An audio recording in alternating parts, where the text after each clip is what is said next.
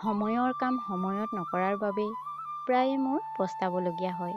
যেনে ধৰক এই এডলীয়া কচু যেতিয়া লহপহকৈ বাঢ়ি আছিল তেতিয়া মোৰ ৰান্ধিম ভাবিও কিবা নহয় কিবা কাৰণত ৰন্ধা নহ'ল। আৰু এতিয়া যেতিয়া বেলেগে ছিঙি লৈ গ'ল তেতিয়া মই কচু বুটলিব আহিছোঁ। নমস্কাৰ, মই আতুমণি। কাহিনীটো এনেকুৱা। যোৱাকালি মানুহজনে ৰৌ মাছ এটা আনিছিল। মাথাটো ফ্ৰাই কৰি সাঁচি থলোঁ। বোলো পাছদিনা বনাই খাম। পিছে ভবামতে একো নহ'ল। চাই থোৱা কচুখিনি বেছিভাগ বেলেগে লৈ গ'ল। হ'লেও যি পালোঁ তাকেই বুটলি আনিলোঁ। এই এডলীয়া কচুখিনি মোৰ বৰ প্ৰিয়। এনেও দাইলত দি বনাই খাবলৈ বহুত সোৱাদ হয়। তাকে কুটি বাছি থাকোঁতেই সন্ধিয়াই হ'ল। এইবিধ কচু বাছিবলৈ তেনেই সহজ আৰু হাততো চেকা নালাগে। মাত্ৰ মিহি মিহিকৈ কাটিহে লৈছোঁ।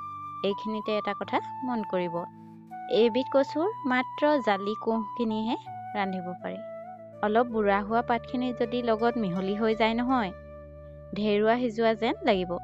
এই যে দাইল ২-৪টামান দেখিছে, সেয়া আগতেই তিয়াই থোৱা। পিছে আপোনালোকৰ ভাগ্যত যদি এগালমান শাক থাকে তেন্তে দাইল স্কিপ কৰিব পাৰে। সকলো কাম অতাই লৈ এতিয়া পোনে কেৰাহীত তেল দিলোঁ।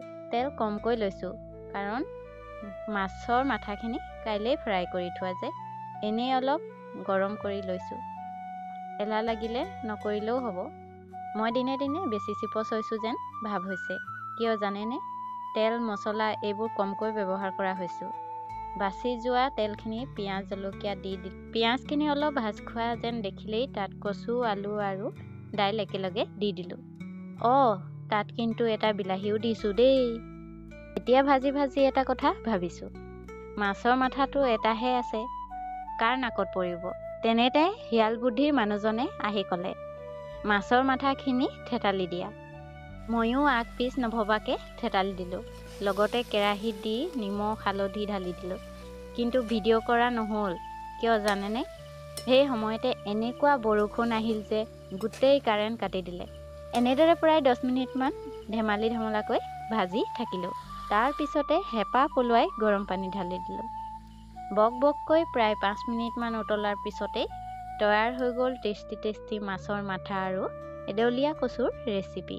পিছে এটা কথা, মোৰ দৰে মাছৰ মাথা গুৰি কৰি নিদিব দেই, নহ'লে টেষ্টি হ'লেও যাব লাগিব।